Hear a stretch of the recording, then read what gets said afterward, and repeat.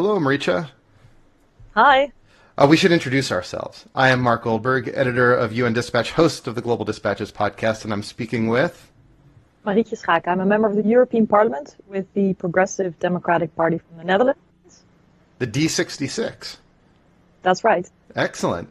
Well, I am thrilled to be speaking with you. We've known each other for a long time, probably about 10, 15 years now almost. Not quite 15 years, maybe about, I remember I think it is 2005. 15 years. Oh my gosh. I see you mostly at like events around the United Nations or other kind of big conferences, but I'm thrilled to be speaking with you now to get a sense of a few things. One, sort of the current state of European politics, which seems to be in a period of really impressive and profound transformation right now. We're speaking not too long after a bunch of major elections in the UK and France, and a few months after elections in your own country, the Netherlands. So I'd love to kick off by asking you about the current moment of European politics. So it seems to me, and I could be wrong, that this populist moment, this populist wave seems to be ebbing a little bit. Is that your impression? Are we kind of beyond this populist moment in Europe right now?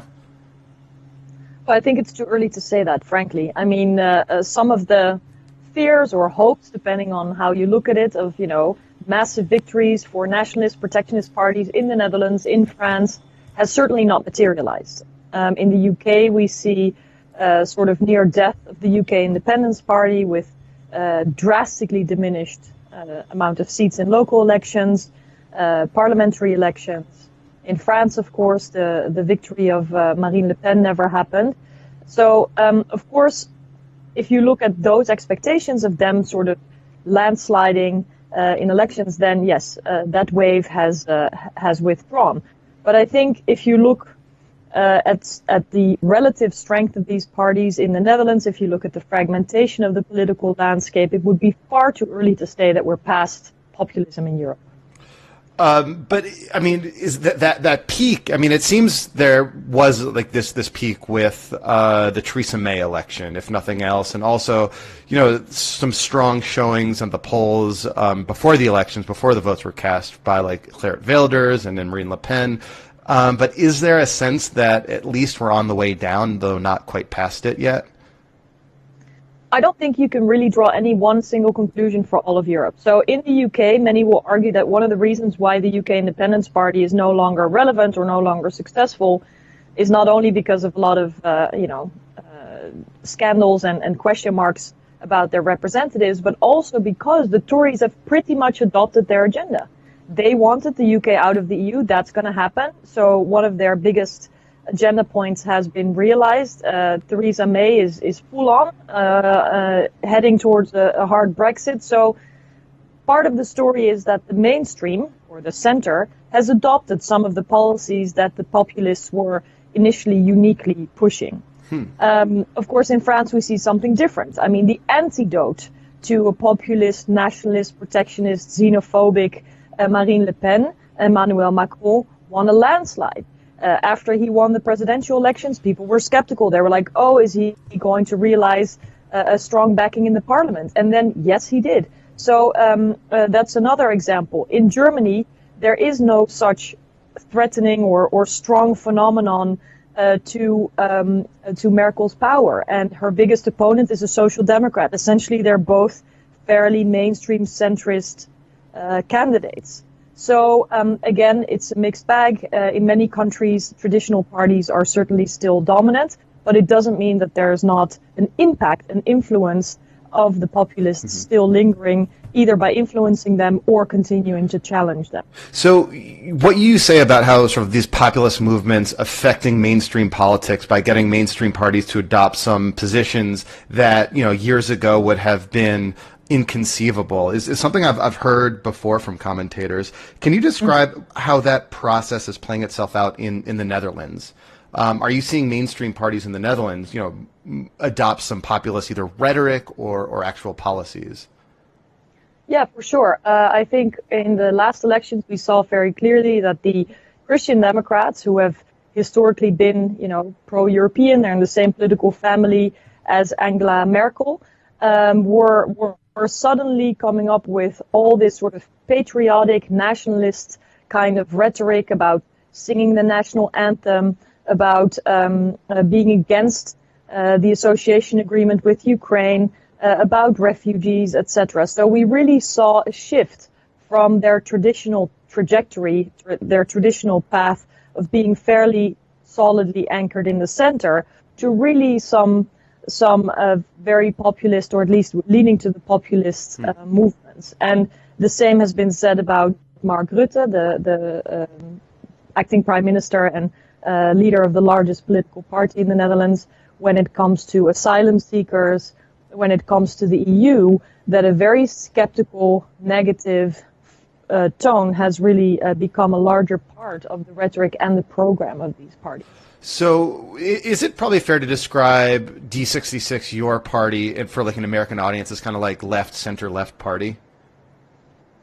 I would say it's a progressive party. We're probably similar to the Democratic Party, but the progressive side of the Democratic Party. Okay.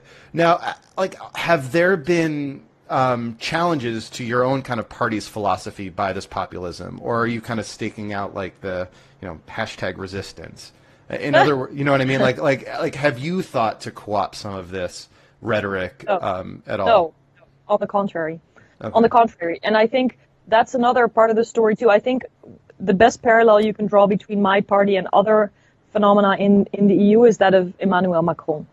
We had a program that was titled Opportunities for Everybody. We're very keen to focus on education, diminishing the differences in opportunity, inequalities as early as possible in life. We are optimistic about the future. We are very green. We are very pro-European. And we have sort of an international outlook. Mm-hmm. And so in that sense, it's very similar to what Emmanuel Macron has been doing in France. The difference being that we are a political party that has grown more than 50% in the elections, and Emmanuel Macron was, of course, a newcomer without a party. So that's a bit different, but the narrative and the success are similar. I wanted to ask you about the kind of effect that Trump is having on politics in Europe. Do you see, and there's been like some speculation, some commentary here in the U.S. at least, I don't know what the commentary is in Europe, that the part of the reason you're seeing, you saw like the Macron victory, and then again these big victories on the legislative level in France, and the defeat of May in the UK again earlier this week, was this kind of almost a buyer's remorse that Europeans are seeing Americans having over electing Trump, and seeing how kind of unpredictable he is, that his unpopularity is affecting politics in Europe. Is that at all in play? I mean, does that make sense? Does that resonate with you at all? Well, first, of course, we had the Brexit referendum. And looking at the United Kingdom, it is definitely chaotic. And it is not evident that the promises that some of these populist movements are making can be realized as easily as they are suggesting.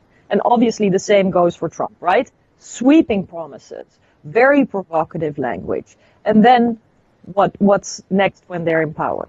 And so I do think that people who may have wanted to bring out a protest vote, who are frustrated with the status quo, have thought twice, because they saw it could actually materialize. It was not just a protest vote to protest against the status quo with a voice, but it could actually really have significant impact on the future of the country. So I think that's part of it. We also saw someone like Geert Wilders, the leader of our nationalist party, the so-called Freedom Party, stepping away. I like you call it the so-called Freedom Party. Well, I think freedom needs different programs to be realized. So it is called the Freedom Party. But I think the name is deceiving. Yeah. So we'll add an asterisk in the transcript, right? Okay, that's good. Thank you. So essentially, I think Mr. Wilders was also stepping away from embracing Trump. First, it was like the nationalists, populists, protectionist forces are winning. The world is changing. It will never be the same again. You all in the political center, the elites, I mean, the rhetoric, it's all very similar, should be afraid, et cetera, et cetera. And that obviously did not materialize in the way in which they had hoped. So in a way, you can say that it has had a bit of a wake-up call effect, also in strengthening the 27 member states with regard to Brexit, in a sense that they need to prioritize and have a clear vision of the future of Europe together, and also vis-a-vis the United States. But I think if you look at Trump's impact in Europe, you also see some other tendencies that are worrying. I mean, when President Trump decided to step away from the Paris Agreement on climate change, I think we saw headlines, or I observed headlines all over European media, kind of saying, okay, so now it's time to look towards China. And I think that that's a very simplified perspective on what global order means, on the value of the transatlantic relation that I think we should really not, underestimate. And so I am also worried about the ease with which people are declaring the end of the transatlantic anchor, the end of the transatlantic world order, and even some anti-Americanism really, surfacing again after having been more invisible for a while. So it's obviously not the end of the transatlantic order, the transatlantic relations, but certainly there are changes coming. And I'm wondering, just from where you sit in the European Parliament, how is Trump affecting the ongoing conversation, the debate in Parliament? I mean, what is like the Trump effect, as it were, on sort of your conversation with your colleagues? I think there's a very clear gravitation towards the need for a stronger Europe as a global player. There's uncertainty about the US's commitment towards NATO. First, the president didn't want to echo his commitment to Article 5. Then the vice president and other high-level officials from the United States visited Europe in a number of meetings, the Munich Security Conference, NATO summit, G20 meeting, etc. And we're trying to comfort, basically, to reassure the Europeans that actually the US was still committed. But then the president made a visit to the new headquarters of NATO. It was supposed to be a commemorative meeting. And again, he uttered very provocative words and actually neglected to confirm the US's commitment to Article 5. And I think that those uncertainties about where the US actually stands have led to a gravitation towards stronger defense cooperation. And I think it was high time. I think, consecutive presidents from the US have had a point in asking the Europeans to also step up their commitment to a strong and effective NATO. But this is certainly one of the key topics that I see surfacing. And I think, more of a position towards strengthening multilateralism, towards a rules-based order, whether it's on climate, whether it's on trade, whether it's on human rights, is really a trend that I hear, and a real appeal and a call and a push to a stronger Europe in that role. Can you point to a conversation that you've had with a colleague or within the European Parliament that speaks directly to this question of how European politics has changed between the Obama and Trump administration? So, is there any particular moment that kind of crystallizes this change for you? Is there a conversation that you could not have imagined having had during the Obama administration that you're having right now?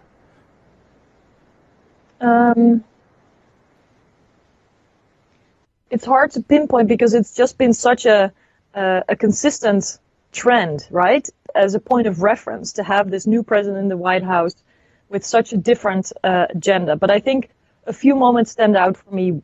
One is, these different meetings when the president had been elected but not inaugurated yet, with people like Nigel Farage, leader of the UK Independence Party at the time, links with Marine Le Pen. Comments by the president that he believed that Brexit was actually a great idea and that he was hoping that there would be more of such moves by member states. So going directly against where the majority and the sitting governments of all these EU member states are, which is towards a strong Europe.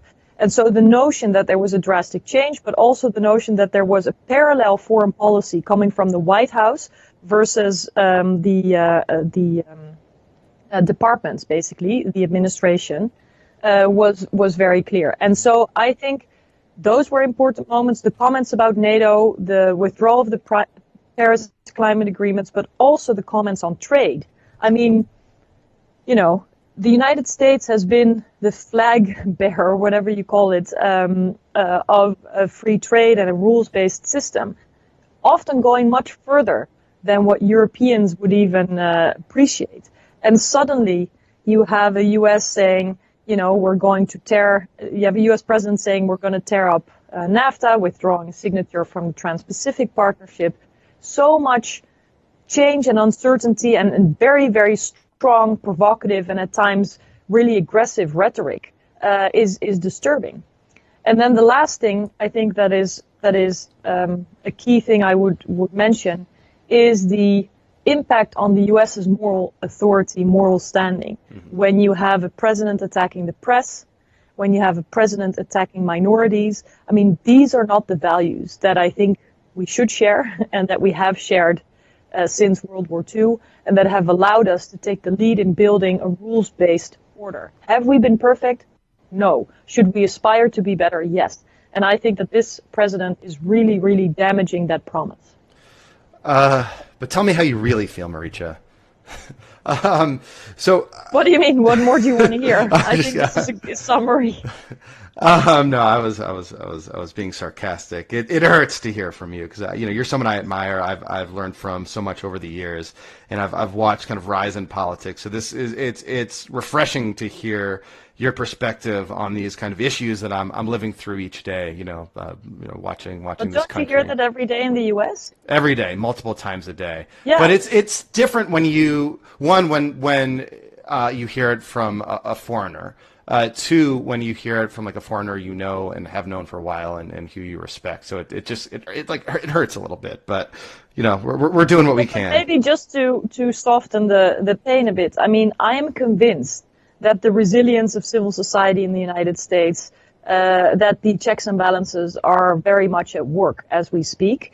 And I also hear lots of people who are working in government, who are in all kinds of jobs, in the private sector, who are students, who are in academia, basically, all kinds of Americans who are still very much appreciating the bonds with Europe, understanding that it's not only a policy, but that it's a personal relationship. The United States is built up to a large extent by immigrants who came from Europe. And there are so many personal ties as well that, of course, the person in highest office can have a lot of influence, and we're seeing this unfolding day by day.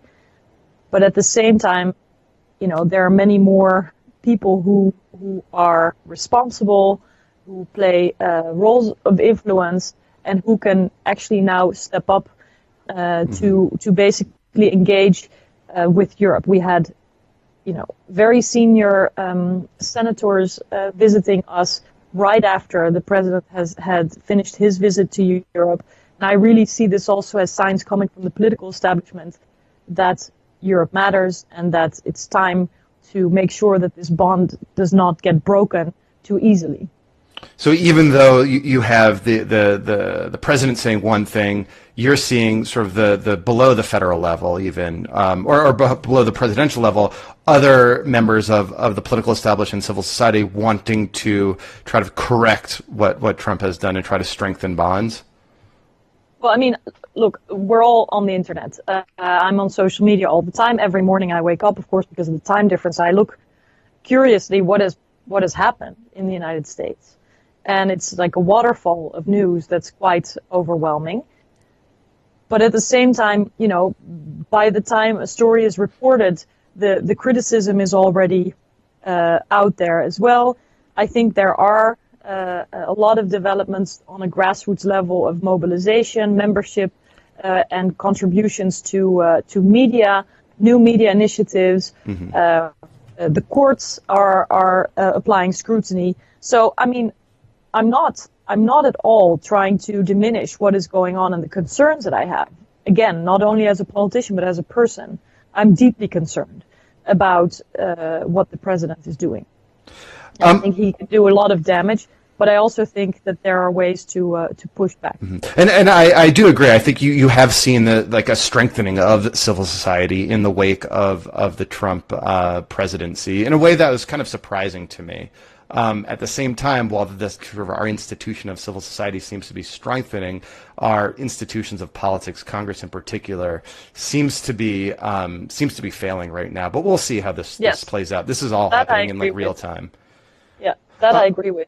So Go ahead. Well, I would love to switch gears a little bit and learn more about the European Parliament. It's an institution I think everyone listening and watching has heard of, but I suspect, and frankly, I admit, to not knowing exactly sort of what it does, what role it serves. So can you, first of all, I want to talk about sort of the European Parliament more broadly, what it does, how it works, and then talk about your role in it, how you operate as an individual member of the European Parliament. So for a mostly American audience unfamiliar with the European Parliament, how would you describe what you do, what it does?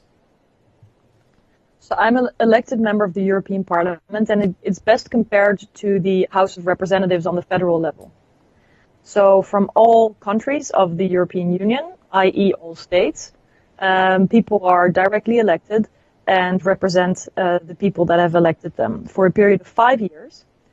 We are 750 members, and so every country has a set number of representatives corresponding roughly to their population. So in the case of the Netherlands, we are 26 members representing 17 million people, and the vote is distributed proportionately. So there is one national platform, there are elections, and then, the pie is basically divided between the different political parties. Together, on the European level, we work in what I would call political families. So like-minded political families from all these different member states sit together in larger groups. So you have a Christian Democratic, so conservatives group. You have a more conservative group that includes like the British Tories and the Polish government party. You have groups with the nationalist groups together. You have social democrats like Labour parties working together. You have liberals, that's where my political home is. You have green parties working together. So it is really a broad coalition of like-minded parties that makes your political home. And what is the largest of these political families in the European Parliament right now? The Christian Democrats. So that's basically the political party of Chancellor Merkel and her like-minded individuals. Okay. And so you form these families, and do you push for policies sort of like as a family? Well, you have responsibilities in committees. So just like in the House of Representatives, every member serves on 2 committees. I think it's the same in the US. So I serve on the Trade Committee and on the Committee on Foreign Affairs. And so my work as a result focuses mostly on topics that fall under those committees. And then if I have an idea, so for example, right now, I would like to work on a report that addresses challenges and questions about digital trade. And so I want to take this initiative. And before I can take this initiative, of course, I should have the support of my own political group. It's a bit of a disappointment and a sort of weak starting point if I would go try to build a majority with other political groups while I don't even have the backing of my own. So basically, to have support from your own political group is kind of a starting point. And usually it's not difficult because people are, generally like-minded and would on substance agree. Sometimes there's a bit of a battle about who should be the core responsible. You know the phenomenon of a popular file. Everybody wants it. Who's going to be responsible? This is all sort of normal parliamentary politics. But what's different if you compare it to the House of Representatives, where there's a majority that is set and a minority that's set. Here we have to build majorities around every vote, essentially. There's no set coalition in government, no set opposition. So in theory, there can be a different majority for each and every vote. So I'd love to talk about the substance of your digital trade idea, but I want to follow this thread about how it works first. So say your digital trade proposal is adopted by the European Parliament. Does it become adopted by like a majority vote? Normally, yes. It kind of depends. Sometimes you need a qualified like a larger majority, but let's say yes, half plus one. And so then what happens? So we, as the European Parliament, are one of 3 EU institutions. The Parliament is directly elected by the people. Then you have the European Commission, and there is one commissioner from every member state, but they kind of act as leading the daily operation. So you have a commissioner for international trade who has a large department of experts that work on trade that she leads. You have a commissioner for economic affairs that deals with economic matters, one for transportation, one for education and culture issues, one for migration and asylum, etc., etc. So these people have sort of substance-based portfolios, and although they are deployed by their member state, appointed by their member state, they don't represent their member state. It's just for equal division. They're mostly concerned with their substantial portfolio. They initiate law. The European Commission initiates law, usually supported by the governments or encouraged by the governments of the member states or encouraged by us in the European Parliament. The third pillar of the EU institutions are the governments of the member states, what we call the Council. And they are elected on the national level, and they come together in configurations also thematic. So you can have summits where the heads of state come together, but you can also have economic councils where all the ministers for economic affairs come together, or a defense council where all the ministers of defense come together. And these 3 institutions, the Council of Ministers of Member States, the Commission of substantial portfolio holders, and the Parliament representing the people, are in a sort of checks and balances relationship to each other and make laws that apply to all of the EU together. And so a proposal has to pass muster in each of those 3 pillars in order to become like pan-European policy. Yeah, to keep it simple, because these procedures are slightly complicated, Yes. but normally we engage in a negotiation between the 3. We call these trialogues. So each part, the Commission, the Council, and the Parliament comes with a proposal, what we want, and then a negotiated outcome has to be voted or adopted in each respective side before it becomes law. So you're now in your 2nd term. Do you still come across acronyms that you have no idea what they mean? Yeah. Like every single day, I would imagine. It just sounds like such a gigantic bureaucracy. No, it's actually not. It's not? Okay. At the European Commission, around as many bureaucrats are employed as in a city in the Netherlands. Okay, so it's actually fairly lean. And I would imagine there's probably like a lot of political impetus to keep it fairly lean, right? That governments don't want to have to pay the salaries of international civil servants more than they have to. The tendency to cut budgets all the time is definitely present here. And I actually think it's a bit of a paradoxical contrast with the demand on people's time and demand on access to information, and people want to raise their voices. Somebody should obviously, listen to different stakeholders, take their opinions on board. So, democracy still costs money. And if you want to do it well, you need to make sure it's well organized. But yeah, I'm also very much in favor of as lean as possible. So can we talk about your digital trade proposal and your idea and just kind of talk through the substance of what that entails and what it is? Sure. So what is it? So maybe just a little bit of a step back to explain that I work a lot on trade issues, and I believe that it is very important in times of hyperconnectivity and globalization to have rules that sort of frame these trade flows. So there's global trade flows, but it's really important that there's rules that ensure that there are standards when it comes to labor law, when it comes to the environment, when it comes to fundamental rights, when it comes to quality of products, etc. So that you don't have globalization as a race to the bottom, but that you have rules that take off the sharpest edges. And so this is kind of my general outlook on what our task is as lawmakers when it comes to trade. So a lot of people talk about free trade, and it sort of has a connotation of, survival of the fittest. Whoever can manage the best in this globalized world is the big winner. That's not how I look at it. I think that we still have to make sure that laws balance out this trade between richer and poorer countries, but also that we at home in our national policies ensure that the macroeconomic gains of trade are evenly distributed. So the idea that you need rules around trade is very important. Now, if we look at trends in where money is made and how global economy looks, it's no longer mostly about goods that are traded, but certainly also services.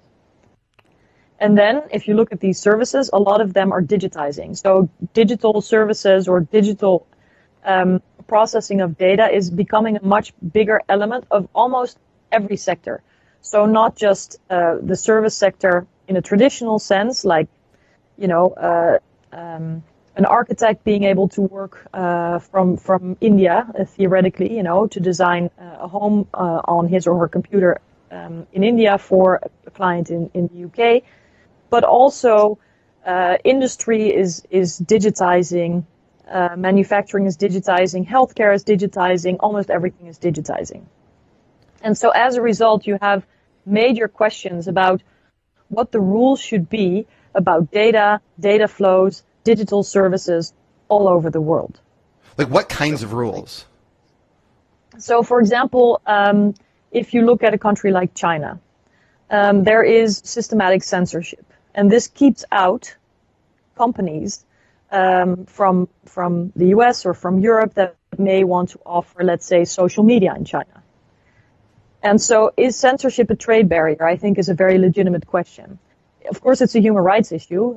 You and I care a lot about human rights and the universality of human rights. But the question is, should it also be looked at in trade rules? The Internet of Things, smarter and smarter appliances. Should we have more unified standards about how safe these products should be, how they can be interoperable? In other words, how can these machines talk to each other, even if they're made all over the world and shipped all over the world? So it's basically a question, as is often the case when it comes to trade rules, of which standards apply and who sets these standards. And are there any standards out there right now? On the European level, we are setting standards, for example, on data protection, on the protection of net neutrality, on the protection of consumer rights, but also other elements that are applying on the European market. But if you look at the global nature of trade and also services these days, it is probably time to do more. So could you maybe walk me through an example of what an optimal digital trade policy would look like from your perspective, using any example you can think of in terms of a digital product, from start to finish? Question. It's really a huge question. What an optimal digital trade policy would look like. Well, it's the one you're clearly writing, but yes, but I'm in the middle from of an end user well. perspective.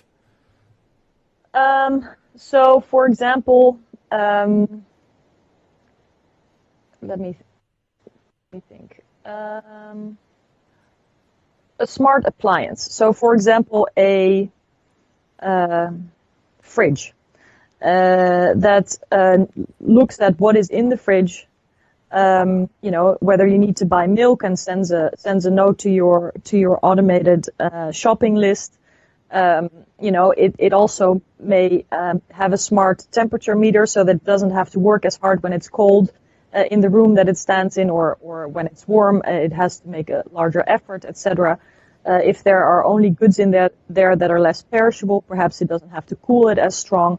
I mean, a smart fridge, which could be made in many places in the world. So maybe some components are made in Asia, other components are made in the United States with steel that has come from China, etc. So all these supply chains are global. And at one point, one fridge has to emerge, and it has the ability to connect to the internet or to a smart system through which it can talk to other appliances, like your phone or your computer. If there is not a minimum safety standard in terms of cybersecurity in this fridge. Not only security, like the battery is not supposed to blow up, or energy standards are supposed to be measurable, or environmental standards are supposed to be kept, but also digital security are required and are actually tested before this fridge is plugged into your system. Then we may have a very vulnerable set of appliances, a very vulnerable Internet of Things. Mm-hmm. So to have standards and to have agreement on where they are measured and what the consequences are if they are breached, what the penalties are, for example, if they are breached, are I think, an important element. So you have standards in terms of, can these machines talk to each other, but also standards in terms of, are they secure? Standards in terms of where are the supply chains and how do we check how the production is done. I mean, it's an integration of digital with normal trade rules. Well, it's pretty, I mean, it's cutting edge stuff. Like, how did you come to this topic, this idea? I mean, I've heard of things like, the smart TVs that can record you or start recording you, like if they're mounted with a camera, like kind of turn on without people noticing. You've heard these kind of nightmare stories, but like, how did you come to this as a topic, something that you as an individual member of the European Parliament wanted to take on? Well, because in general, I don't only care about trade rules and rules-based trade, but I also really care about the rule of law. And I think we have an extraordinary challenge to make sure that the rule of law remains meaningful in a hyper-connected world. So you have, people in different jurisdictions. You have countries with different levels of respect for universal human rights, but still you have globally operating services. And the question is really, how are we going to make sure that the public interest is safeguarded? So, for example, that we decide in our democratic societies what to do to ensure freedom of expression remains, and to not see the situation that we have today, where if Facebook decides that breastfeeding is inappropriate and starts to automatically take down photos showing women breastfeeding. And now you may think, okay, breastfeeding, how important is that? But recently, Facebook also took down a picture of a Roman statue of Neptune in Rome, or the picture of the napalm girl after the atomic attack. And so basically, you want to ask yourself, do you want private entities to determine what is and is not acceptable speech and expression, or do you want the rule of law and universal freedom of expression to apply? If you think that the latter is better, how do you do it? So I'm constantly thinking about how the technological revolution is changing our lives and how we can make sure that the rule of law maintains its meaning in this hyper-connected world. And so what's next for this piece of policy or legislation? Would you call it legislation? Is that the term of art? No, this is a report. So this is basically a call, a reflection on what the European Parliament wants from the next law. So it's slightly less formal than a law. But basically, I will first produce, and I'll put online, as I usually do, a working document so that people can read my intentions and give input. Then on the basis of the working document, I'll make a first draft report, which is an official document. Then colleagues from other political parties will be able to amend this, so to say, no, we want this to look different. And then at the end of that track, we first vote in the Trade Committee, and then we vote in the full European Parliament. After that vote, we have a reflection of what the majority of the European Parliament thinks, and then that is our, let's say, wish list, maybe that's the best way to put it, to the European Commission to say, hey, we would like laws that make sure that Europeans' data is protected, even if they are buying goods and services from all over the world. Look at how digital trade can be framed in a set of rules. I would love to switch gears in the last few minutes of our conversation and learn more about how you became a member of the European Parliament, what your political path was, how you decided to run. As we mentioned at the outset of the conversation, we've known each other for a while. We met in our student days in probably like the early 2000s. I think I probably met you while you were doing the Humanitarian Action Fellowship on Capitol Hill way back when. in our younger years, Marietje. But thanks for reminding me again that this is a long time. Yeah. Yeah. So, what was your thinking? What was your thought process? How is it that you decided to run for the European Parliament? Like, what inspired that decision? Well, what literally inspired it were two things. On the one hand, that European election in 2009 was really going to be an important moment for nationalist right-wing parties to test their support. So Geert Wilders, for example, his party was also the Freedom Party I mentioned, was going to participate in these European elections, and they were expected to do well. So the rise of the far right was really a trend I was worried about. I also saw lots of young people my own age kind of disconnected from politics, not too interested, and kind of, shrugging their shoulders, thinking, okay, yeah, well, what can I do about all this? Then, at the same time, in that period, I was doing a lot of consulting also in the United States. There was the first presidential campaign for President Obama. And I'm sure you remember. It was like the air was electric. I mean, he was using technology in new ways. He had kind of turned around the model of campaigning in the US from empowering super PACs really to empowering individuals in the grassroots, sort of allowing everyone to participate in the campaign in whichever way they wanted. So you saw barns painted with this, sun over the horizon. You saw kids selling cupcakes.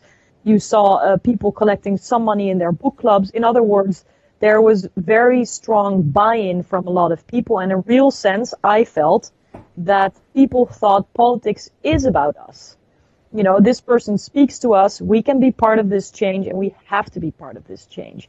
Really kind of push back against all these years of George W. Bush that had really upset a lot of progressives and people in the political center to a comeback that they thought they could make through this candidate, Barack Obama. And he inspired you as well. Totally. Yeah, absolutely. His way of engaging people and showing people that politics is about you and every person counts.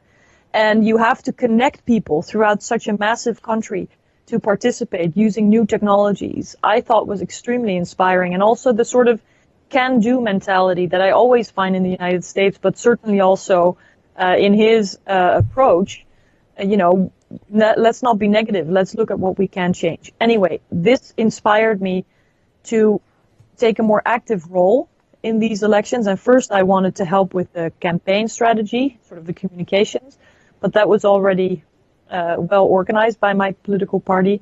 And then a friend pointed to this long list of candidates that we needed to assemble for the European elections and said, if you want to do something, why don't you become a candidate? And I was 29 at the time. I really thought, politics was for people a bit further in their career. I'm trying to be diplomatic. And I had never thought about running for office myself.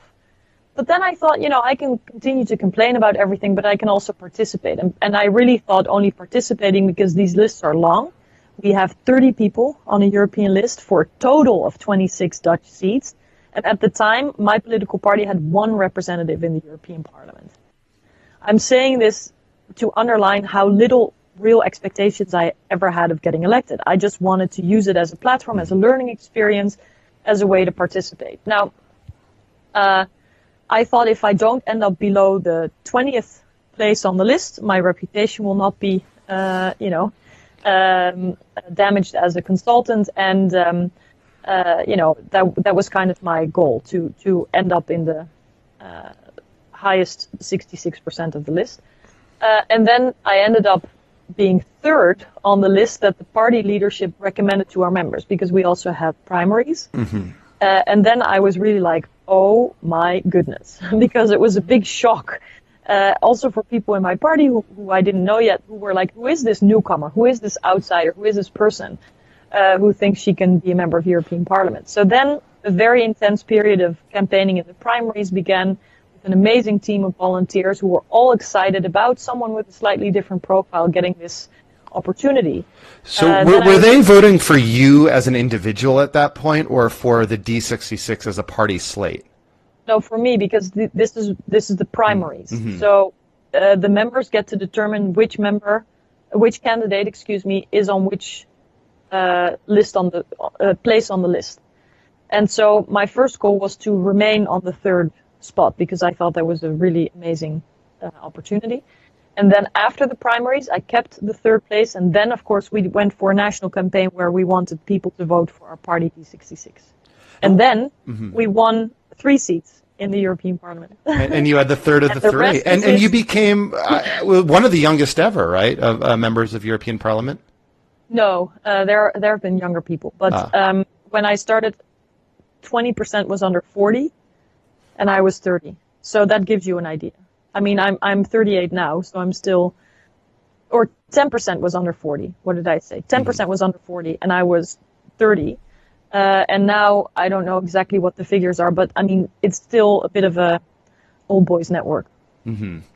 I guess did your youth? You're more senior now. You're haven't gone through a second election, but at the time, like, did your youth affect your interactions with other members of European Parliament in any meaningful way? I mean, were they dismissive of you, or were they like more intrigued by you? Like, who is this newcomer?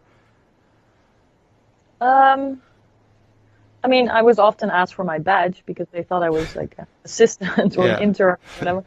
No, I think there's different ways to look at this. I think every newcomer in politics has to prove him or herself, no matter how old you are, no matter who you are. So I don't think that that's unusual. I think that they didn't have high expectations of me because they thought I was very young. Some people have lower expectations of women, I'm afraid. And I also chose not to be a youth candidate, if you know what I mean. I didn't want to associate myself only with like young people's topics. I wanted to be a fully participating, fully respected member of parliament. That's what I wanted to establish. And I thought, you can underestimate me all you want, but at the end of the day, we all have one vote and we all have one seat, and we can do with it as much as we possibly can. So I decided to let people underestimate me, but then show them at the negotiating table, that it was not necessary. Is there like one, to conclude, is there like one moment at the negotiating table where you saw people's expectations of you just sort of shift in a moment when they started hearing you speak, or any kind of moment you can think of when you, as you said earlier, sort of had that moment to prove yourself? Well, I did have one time when I had spoken in the plenary in our, this hall is very big. There's 750 seats, so it's a big, big room. And I had just talked in a debate, and then I saw a colleague from the largest political group slowly walking towards me. And I thought, oh gosh, I wonder what he has to say. And this was about 1.5 years into my mandate. And he said, I think you're doing a very good job, and I just wanted to tell you. And that's something that doesn't happen every day in politics. So I was grateful because I thought when he came, what's the problem, kind of. But I have a funnier anecdote maybe about sort of how perceptions of younger women are in Brussels sometimes. And I think it illustrates quite well how expectations can be changing. So I had just come to a working dinner that I was asked to chair. So we were going to discuss transatlantic relations, actually, with about 30 people in a separate room. And while everybody was arriving, they gave a glass of wine or something like that. And I had just entered. Sorry. No, sorry. I had just entered and had just received like a glass. So I was standing in the door opening with this glass in my hand. And right after me, you can feel this coming, right after me, a gentleman arrives, takes the glass and is like, thank you, and walks on. So he basically perceives me as the waitress. Yeah. Which, can happen, but it does tell you something about sort of, profiles that people expect who you are. He never said, let me introduce myself or whatever. And so I was a bit sort of caught off guard, made sure I found a new glass somewhere and went on to mingle with the people. And then a few minutes later, we were sitting at the table. And so when everybody sat down, I said, well, ladies and gentlemen, it's, such a pleasure to welcome you, etc. And then I could just see him going like, because it dawned on him that it was a little bit embarrassing what had just occurred. So these sorts of things happen. But I can also reflect on them with a smile, and I think that the answer came in the fact that I was chairing the meeting, and this person very clearly understood that he had misperceived me, and maybe that's a more valuable lesson than one I could have ever talked about. Well, that is great. Thank you so much, Marietje. This was really fascinating, thoughtful. Thank you so much for your time. Thank you, and I hope we can do this again. Yes. Okay, I'll stop recording. Thank you.